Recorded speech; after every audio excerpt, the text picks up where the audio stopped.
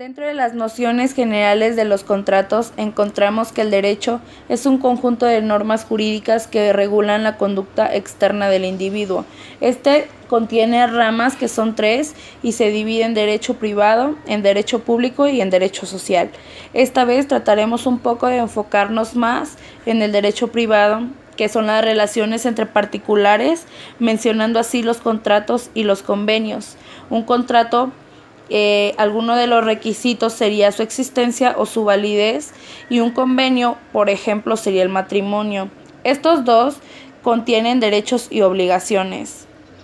Un contrato, como bien sabemos, es un convenio que crea o transfiere obligaciones y derechos, mientras que un convenio es el acuerdo de dos o más personas para crear, transferir, modificar o extinguir obligaciones. Las diferencias entre contratos y convenios son que un contrato crea o transmite obligaciones, mientras que un convenio solo modifica o extingue. Dentro de los elementos del contrato, encontramos que se dividen en dos grupos: los esenciales o comunes y los elementos accidentales. Dentro de los elementos esenciales del contrato, encontramos que son 5, los cuales son los sujetos, el consentimiento, el objeto, la causa y la forma. Los sujetos.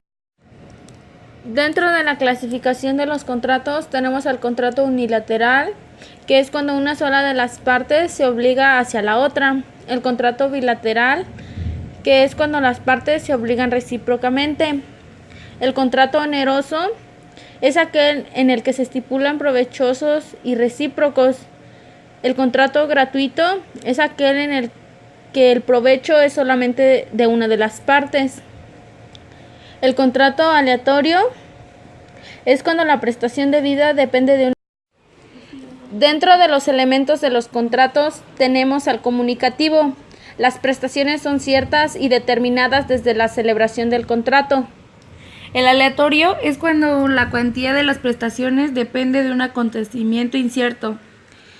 Principal, existe por sí mismo, es decir, no tiene existencia propia, no depende de ningún otro contrato. El accesorio no contiene existencia propia, o sea, depende de otro. El instantáneo es cuando produce sus efectos en un solo acto.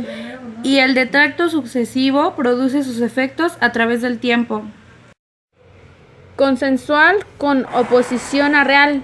Se perfecciona por el solo consentimiento de las partes sin necesidad de que se entregue la cosa. Consensual con oposición a formal, cuando el consentimiento se debe de manifestar a través del medio designado por la ley para que el contrato sea válido. Real es cuando no basta el consentimiento, sino que se necesita la entrega de la cosa para el perfeccionamiento del contrato. Formal, cuando el consentimiento se debe de manifestar a través del medio designado por la ley para que el contrato sea válido.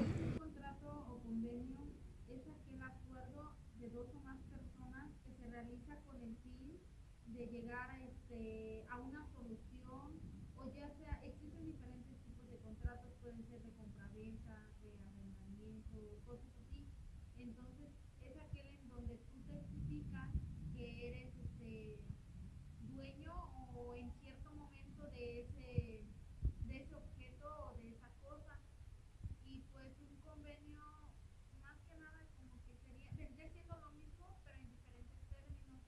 Podría ser cuando realizas una asociación, son convenios que se asocia una institución con otra para poder tener, digamos, ese lazo en común que los una y que estén o que vayan a la par y sean mejor o tengan más producción, qué sé yo.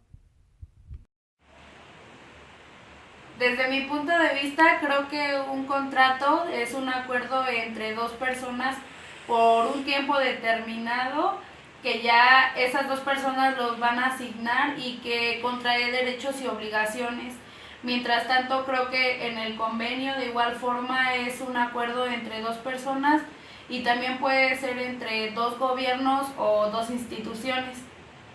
Claro ejemplo de un contrato de arrendamiento dentro del Estado de México, que conformidad con lo dispuesto por el artículo 2260 del Código Civil vigente en el Estado de México, formalizan por su propio derecho como arrendador Salustria de Nova Alvarado y como arrendatario Celia Santos Avilés teniendo cláusulas en donde se especifica que se pagará una suma de 3,500 pesos por un tiempo indefinido con renovación anual, que será con finalidades de usar este local con descanso y sus labores propios domésticos del hogar. Se entrega todo nuevo y dentro del inventario se especifica con qué es lo que cuenta la casa y la firma de ambas partes.